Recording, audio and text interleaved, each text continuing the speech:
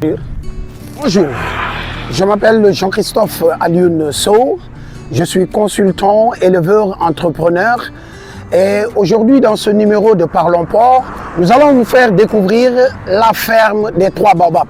Qu'est-ce que c'est que la ferme des Trois Baobabs? C'est une ferme détenue par Monsieur Jean-Marie qui est un grand éleveur de porc d'origine suisse.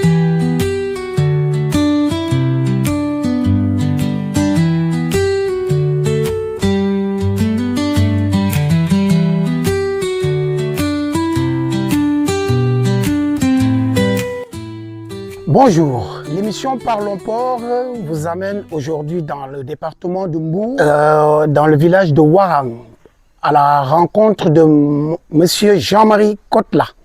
Jean-Marie Kotla est d'origine suisse. La ferme s'appelle la ferme des Trois Baobabs, le symbole du Sénégal. Nous sommes venus à la rencontre de Monsieur Jean-Marie. Monsieur Jean-Marie, bonjour. Bonjour. Enchanté. Alors, est-ce que vous pouvez nous dire en quelques mots, vous présenter pour nos téléspectateurs?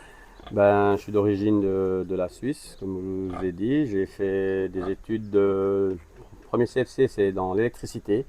Après, j'ai fait chef de chantier. Après, je me suis spécialisé dans la minergie, tout ce qui est bâtiment, la minergie des bâtiments. J'étais venu ici au Sénégal pour faire une école de formation. Je me suis vite cassé les dents, comme on dit dans mon jargon. Il n'y a pas de volonté, l'État ne met pas d'argent.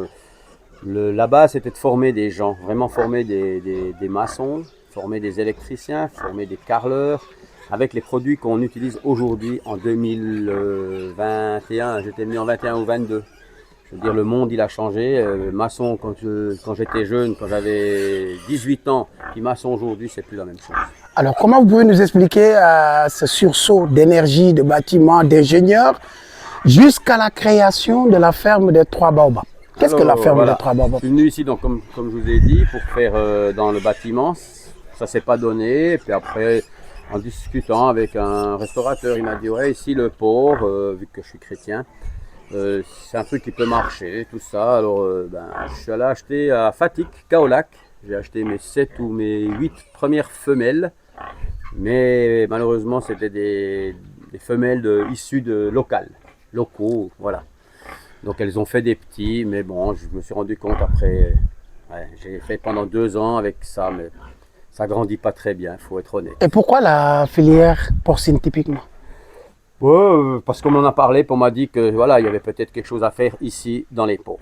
Voilà, ça vient de ça. Parce qu'on m'a dit qu'il y avait sûrement quelque chose à faire dans les porcs. Et qu'est-ce qui vous inspire au quotidien dans ce projet?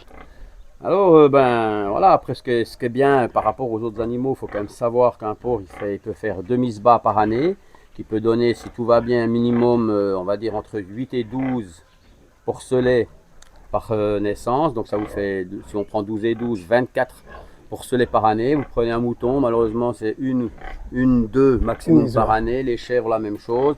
Il y a le lapin, j'ai eu ici plus de 150 lapins, ça donne aussi beaucoup. Mais le climat, il est trop compliqué. Il faudrait des salles ventilées comme ça, voilà. Vous pouvez nous présenter la ferme des Trois Baobabs? Alors ici, je peux vous présenter la ferme. Donc, on a le magasin d'aliments qui vient en grande partie de l'Europe. Là-dedans, c'est dans un conteneur de 20 pieds. D'accord. J'ai fait des box, j'ai fait un peu à refaire, je ferai autrement. On est toujours plus malin, mais voilà. Alors j'ai vu vos box, vous les avez fait autrement, sans bétonnage, sans fer? Pas sans bétonnage, c'est que j'ai acheté de la brique. Ok. Fabriquée par des usines. Et je pense qu'il faut partir là-dessus, il faut arrêter. Il n'y a que les usines qui arrivent à fabriquer des bonnes briques, il faut être honnête. Ok. L'avantage d'une brique comme ça, c'est qu'on les serre. Ça se fait depuis, c'est une façon de faire. On met le mortier ici au milieu et puis on fait un joint de 1,5 cm. D'accord. Si vous prenez, vous voyez, les anciennes briques, qui est fait maison. Vous pouvez gratter, c'est du sable, c'est plus du sable. Des joints de 3-4 cm en mortier. Voilà. Si vous voyez le bâtiment à l'extérieur, tous les murs, vous voyez qu'ils mettent du béton. On ne met pas de béton. Vous pouvez faire des grands bâtiments en Europe sans mettre du béton partout. On met des briques, par contre il faut les croiser, regardez comme ça. Croiser la tête dans l'autre sens, la tête. Voilà. Ok, les croisements. Les croisements. Et ça c'est très important. Selon vous, quelles sont les conditions pour réussir une bonne élevage en porciculture? Bon, il faut. Moi, je pense que mon bâtiment. Est-ce qu'on pourrait entrer c'est dedans? pas le mieux, mon bâtiment. Hein, je vais être honnête avec vous. Je pense qu'il faut faire un bâtiment où il y a une partie qui est vraiment tout sous toit, puis une partie où ils peuvent sortir les Pour porcs s'ensoleiller? et puis circuler. Il faut D'accord. une circulation extérieure. Moi, je suis pour. J'ai fait 2 essais. Hein, donc, bétonner les dalles ou bien dans le sable. Je trouve que le porc s'éclate presque mieux dans le sable. Il y a quand même un peu moins d'entretien dans le sable. L'urine, ben, ça part. Par contre, c'est sûr que ben, de toute façon, les excréments, que ce soit sur le béton ou dans le sable, il faut les enlever Ok. presque tous les 2 jours. Et puis voilà, ça, c'est là. Il faut aussi beaucoup d'hygiène. Le porc, il doit avoir de l'eau à volonté. C'est pour ça que vous voyez ici des citernes avec tout des pipettes partout à l'intérieur des box. D'accord. Ça, c'est très très important. Le porc, il doit pouvoir boire à volonté. Et c'est quoi la différence entre l'élevage porcin en Afrique et en Europe? Alors voilà, moi je dirais que la grande différence, c'est l'automatisation. Ça veut dire que dans les grandes porcheries, bon, on en a de moins en moins en Suisse, il faut être honnête. Hein. Je pense que la réalité, c'est la Chine. C'est tout automatique. Ça veut dire qu'ils ont des silos. L'aliment, il arrive avec des vis. C'est distribué automatiquement, donc il y a très peu de main-d'œuvre. Les évacuations, c'est aussi tout automatique. Ils sont sur Calibotti. Donc c'est des étriers en plastique comme ça, ils marchent dessus, ils font leurs besoins, ça tombe et puis ça part dans des fosses, tout enlevé automatiquement. La boisson c'est automatisé, tout est automatisé. Il y a, je ne sais pas si vous savez qu'en Chine la plus grande, je crois. Nous avons vu que vous avez de beaux porcelets. Le porcelet qui font là, je ne sais plus quoi, 25 millions, mais je sais pas. Vous avez de la bonne génétique. On Voilà, a vu ça, vos c'est porcelets. Sylvie, c'est la fille à Souris.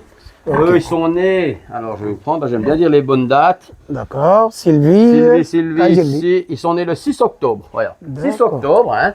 Eh ben, ceux-là, je peux te dire, ceux-là, ils arriveront peut-être, mais bon, 6 octobre, 6 novembre, ils ont plus qu'un mois, mais ils font aussi plus que 6 kilos. Mais ils font quand même pas 10 kilos. Ok. Voilà, regarde, on voit, vous voyez les belles cuisses qu'ils ont à l'arrière. L'ossature, charnue, tout ça. Et la femelle est grande, le mâle, il est immense, hein. C'est le grand piétrin. Voilà. Je fais des croisements. C'est vrai que le croisement, c'est aussi bien pour la résistance. Je pense ici au Sénégal, il faut quand même la réalité est qu'il fait trop chaud. Ça, c'est vous pouvez. Pendant l'hivernage, il n'y a pas un cochon qui grandit correctement. Et j'ai pas vu une ferme qui peut me dire le contraire. L'hivernage, il y a un taux d'humidité qui est à 90%, 90% pour les Français. Je trouve que c'est trop, voire même plus.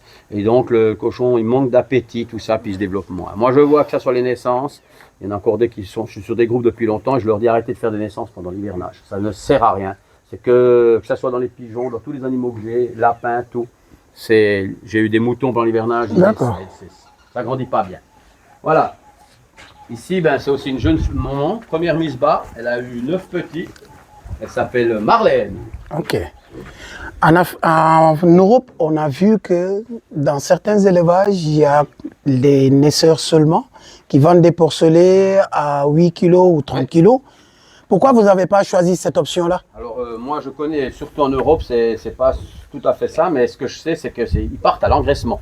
Il y a des gens, ils font que la maternité, ils s'occupent de détruire de la maternité, ils sevrent à 32 jours, 30 ou 32 jours, et après, ils les gardent jusque quand ils font ce qu'on appelle, quand ils vont pour l'engraissement. Engraissement, oui. Puis l'engraissement, c'est des cochons qui partent vers 25 et 30 kg. 30 kg, oui. Mais ça, justement, il y en a, ils font que la maternité, ils les gardent jusque quand je vous dis, quand le cochon il fait entre 25 et 30 kg.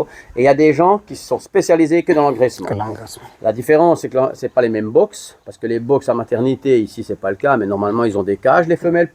Ouais, pour éviter d'écraser les petits. Pas qu'il y ait d'écrasement. Voilà. Il y a encore des box exprès avec une lumière pour les petits, parce qu'ils doivent avoir 37 degrés de température corporelle. Ouais. Voilà. Et puis, ben voilà, il y a des gens, moi, je fais quand même un peu comme l'Europe, parce que maintenant, je vends mes porcelets à 2 mois. Donc, je les sevre à peu près à 40 jours. Et quand ils ont 60 jours, je les vends. Ça veut dire comme ça, je peux assurer, parce que c'est pas bien qu'un porcelet soit sevré puis déplacé le même jour. D'accord. Déjà, quand il est sevré, il perd un élément, il perd sa mère.